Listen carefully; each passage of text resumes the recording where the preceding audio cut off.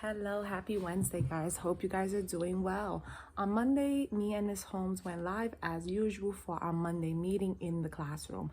Our topic was collaboration with teachers, collaboration with service providers, and collaboration with the staff in your classroom, such as paraprofessionals, teaching assistants. But unfortunately, our live did not save. So I am recording this now so that I can break down and give a summary of what we discussed during our live.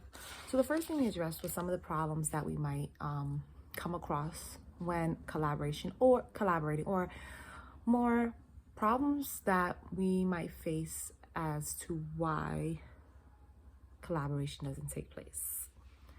So sometimes there is a personality difference, there is a belief difference, and that will interfere with teachers and service providers collaborating because they just don't see things the same way.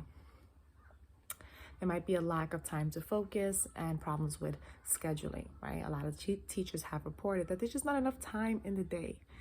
They get a prep or two and they're catching up with grading, or they're just really taking a break, or they're preparing for the next class.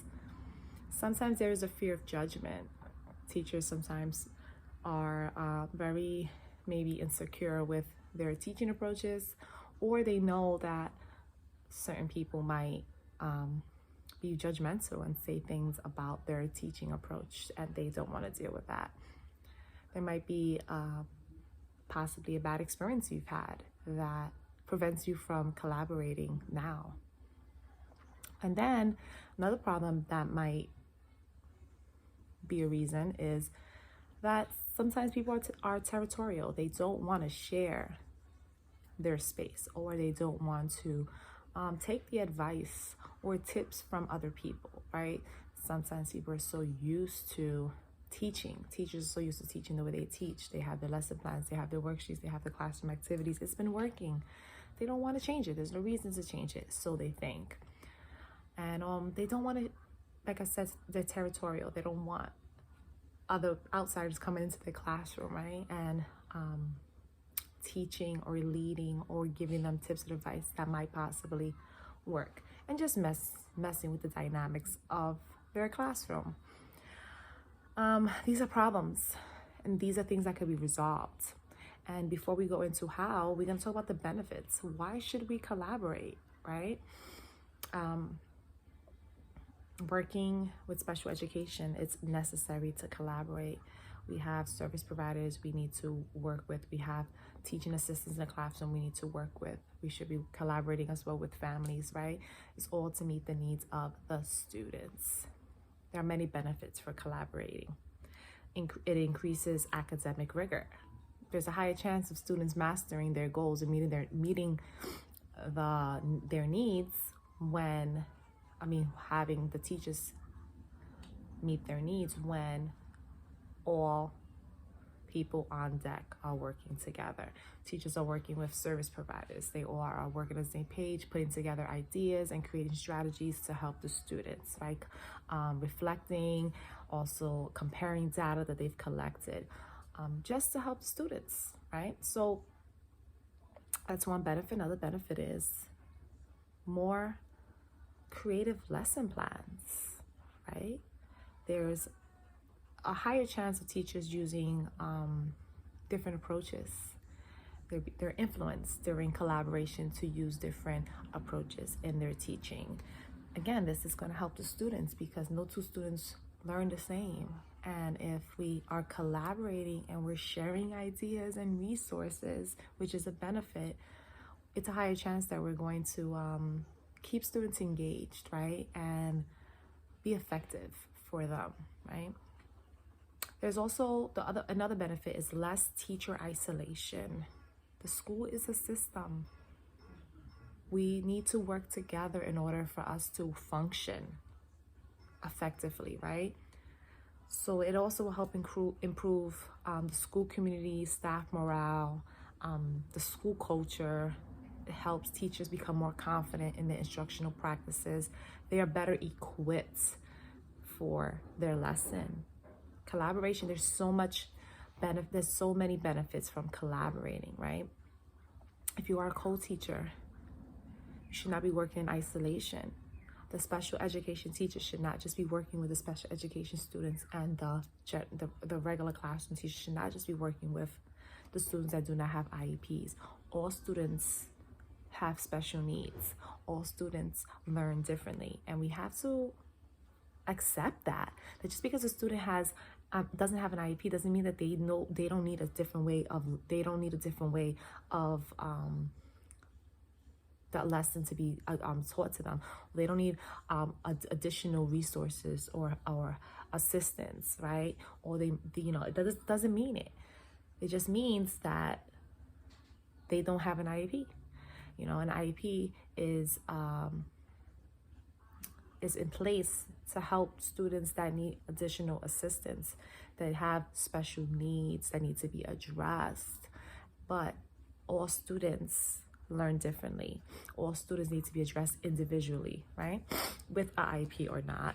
And if a co-teacher, if you guys are collaborating in a classroom, you guys need to work together, create lesson plans together, right? Don't wait for the main teacher, the classroom teacher to, I keep saying main, I apologize, the classroom teacher, not the special education teacher, the general education teacher, to prepare a lesson plan and then share it with the special education teacher so that they can do the differentiation. That's not effective collaborating. That's not common planning. You guys should be working together, putting those lesson plans together, putting activities together. You guys are only going to be stronger. Your lessons are going to only be more stronger for the students, all the students. Collaborations is simple. Teachers are coming together to share resources and information and expertise, right? We all have our own expertise. Learning becomes more accessible and effective for our students. And that is the main goal. The education system is in place to help students achieve academically and socially, and to prepare them for the real world, right? For college, for a trade, for socializing, to just be able to function function in society. And they cannot do that alone. I always say it takes a village, and it does. And within the school, it takes everyone. It takes all teachers, it takes all service providers, it takes all teaching assistants, and it takes the family. How can we collaborate? How can we collaborate? Setting the tone early in the year, right? Setting the tone early.